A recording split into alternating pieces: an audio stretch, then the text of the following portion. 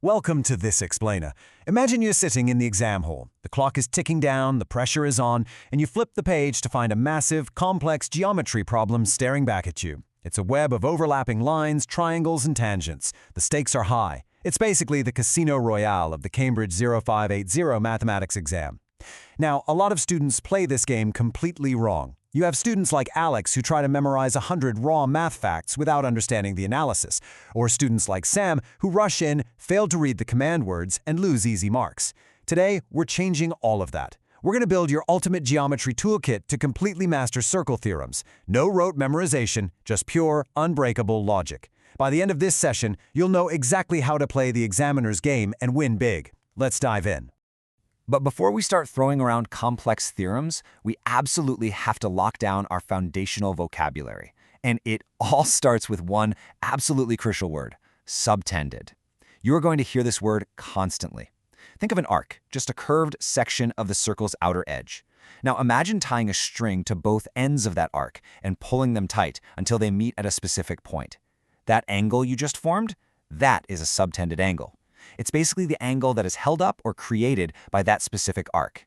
Keep that visual of the strings locked in your mind because it's going to make everything we cover today significantly easier to visualize.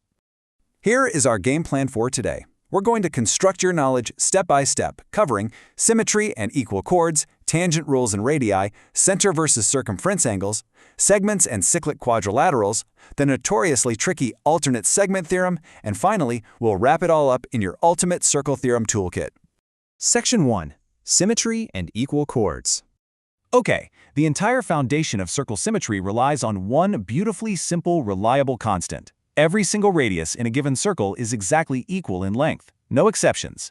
Because of that, when you draw two radii from the center to meet a chord, they form a perfect isosceles triangle. This is huge. If you drop a line of symmetry right down the middle from the center point, it definitively proves why a perpendicular line will always bisect or cut perfectly in half any chord it meets.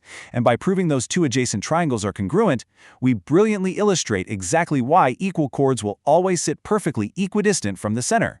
The mathematical logic here is absolutely airtight. It's not a guess, it's a guarantee. Section 2. Tangent rules and radii. Let's move outward. So we just looked at inner chords. Now let's see what happens when lines escape the inside and just barely touch the outside of our circle. Imagine taking one of those internal chords and pushing it further and further out until it's just grazing the very outer edge. That line has now become a tangent. And this brings us to our first major tangent rule, which is a massive point scorer on exams. The radius meeting that tangent at the exact point of contact will form a perfect 90-degree right angle every single time. Spotting that hidden right angle is literally the master key to unlocking some of the most difficult multi-step exam questions you'll face. Let's expand on this by introducing an external point. If you draw two separate tangents from an outside point so they both touch the circle, those two lines will always be perfectly equal in length. Why? Well, if you draw a line straight from the center to that external point, you create a line of symmetry. Since the radii are equal, you end up creating two absolutely identical, congruent right-angled triangles. It's geometric perfection. Before we continue building our strategy, subscribe to our YouTube channel Ace the Exams at @acetheexams_IGCS to excel in your Cambridge examinations. Click that subscribe button and hit the bell icon right now. All right, Section 3. Center versus circumference angles. Now that we've mapped out the perimeter, we are ready to tackle the heavy-hitter theorems regarding the angles hiding inside the circle itself. These two fundamental rules are deeply related, and I literally cannot stress enough how vital they are for your Cambridge mathematics strategy. Knowing that the angle subtended at the center is always double the angle subtended at the circumference by the exact same arc, that's going to unlock a vast majority of the high-mark questions you face. And that semicircle rule is simply a brilliant logical extension of that exact same concept. Let's actually look under the hood to see why this works, because a student like Alex would just try to blindly memorize this classic arrowhead shape. But if you do that, you'll panic when the shape changes slightly in the exam. Look closely at the underlying dashed lines. Those are radii, which means they are creating hidden isosceles triangles. By assigning variables like x and y to the base angles and using the simple rule that an exterior angle of a triangle equals the sum of the opposite interior angles, the proof mathematically guarantees that the center angle is exactly 2x plus 2y. That is perfectly double the circumference angle of x plus y. When you understand the y, you never have to blindly memorize again. So applying that same airtight logic, if your arc is an entire half circle, the angle at the center is a straight line. That's 180 degrees, right? Therefore, the corresponding angle pushed all the way out to the circumference must be exactly half of that, 90 degrees. But the real high-stakes challenge is, how do we actually use this semicircle rule practically when we are staring down a blank test paper? This is a classic trap scenario where a student like Sam loses crucial marks. Look at the triangle inside the circle. One of those angles might look like a right angle, but here is the golden rule of Cambridge exam strategy. You must never, ever assume an angle is 90 degrees just because your eyes tell you it is. You have to play the detective. You must actively scan the diagram, identify that the line passing directly through the center is indeed a true diameter, and use that as your definitive evidence to prove the right angle exists. The secret to getting top marks here is how you structure your solution. Don't just throw numbers at the page. Break the problem down logically. First, identify your 90 degrees using the semicircle theorem. That's your point and evidence. Second, bring in your foundational knowledge that a triangle's interior angles sum to 180. Finally, execute the arithmetic. 180 minus 90 minus 37 leaves us exactly 53 degrees. Step-by-step logic wins every single time. Stop scrolling. Subscribe to our YouTube channel, Ace the Exams, at acetheexams_IGCSE to excel in your Cambridge examinations. We've helped thousands of students improve by 2-3 grade boundaries. Join them right now by subscribing to acetheexams_IGCSE and turn on all notifications so you never miss our weekly exam strategy sessions. Section 4. Segments and cyclic quadrilaterals. Let's keep building. Now we are going to explore shapes that stretch boldly right across the circle. Notice how two angles at the circumference here are being subtended by the exact same underlying arc. They create this distinct bow tie shape crossing through the middle. Because they are both exactly half of the same invisible center angle, those angles in the same segment are always equal to one another. If the top angle is 40 degrees, the bottom angle is undeniably 40 degrees. It's a fantastic shortcut once you train your eyes to spot the bow tie.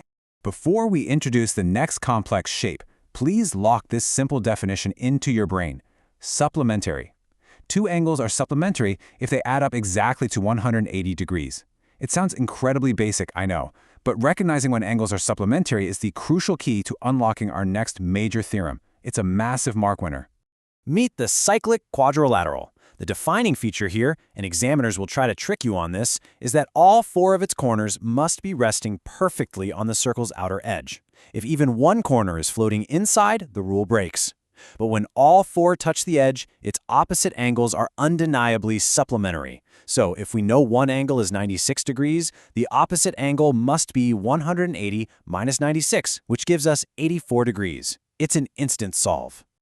Section 5. The alternate segment theorem. Time for the boss level. We have arrived at the most complex, high-stakes theorem in our toolkit, the alternate segment theorem. This one constantly trips students up, but I promise you, it is beautifully logical once you break it down. The official definition says, the angle between a tangent and a chord is equal to any angle made by that chord in the alternate segment of the circle. Honestly, that sounds super intimidating. But functionally, it's just a brilliant mathematical shortcut that directly connects an angle sitting on the outside of the circle to an angle nestled way over on the inside. Let's actually visualize why this shortcut works so you don't panic if you forget the rule in the exam. By mapping out that 90-degree tangent-radius relationship we learned earlier right alongside the interior sum of the triangles formed by the radii, we can mathematically link the outside angle to the inside angles. It takes a tiny bit of algebra to prove, but it definitively shows why these alternate angles match perfectly.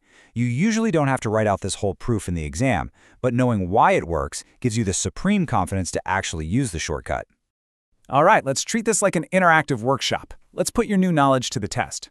Look at this classic exam scenario. You need to find the size of angle X and angle Y. This question separates the top grades from the average grades because it requires you to seamlessly combine multiple rules from the toolkit we just built. Take a mental swing at it. Where do you even start? See how smoothly the puzzle pieces fit together when you don't rush and you justify every step? First, recognize those radii forming an isosceles triangle. That immediately tells us the two base angles are both 24 degrees. Subtracting those from 180 gives us our angle x of 132 degrees. Then, instead of freaking out over angle y sitting way out there on the tangent, you confidently apply the alternate segment theorem. Boom! Angle y directly equals the angle inside the alternate segment we just calculated, so y is also 132 degrees. Pure strategy. Section 6. Your Circle Theorem Toolkit. Let's lock it all in. You have done the hard work. You've analyzed the proofs, you understand the logic, and you didn't just rely on rote memorization. This slide right here is your final, complete answering system. When you are staring down a terrifying geometry problem, you mentally run through this exact checklist. Hunt for the center points, check the straight lines for diameters, look for cyclic quadrilaterals, and analyze the external tangents. The answer is always hiding within these exact rules. Students who implement these mathematics strategies see an average improvement of 2 grade boundaries, but only if they practice consistently with our weekly videos. Here's your final reminder. Subscribe to our YouTube channel, Ace the Exams, at @ACExams_IGCSE to excel in your Cambridge examinations. Subscribe right now to @ACExams_IGCSE and click that bell. Don't let another exam pass you by. Drop a comment below with your target grade for mathematics and the biggest challenge you're facing. Our team responds to every comment. Like and share this video with a study partner. Ace the Exams. Your Cambridge success starts here.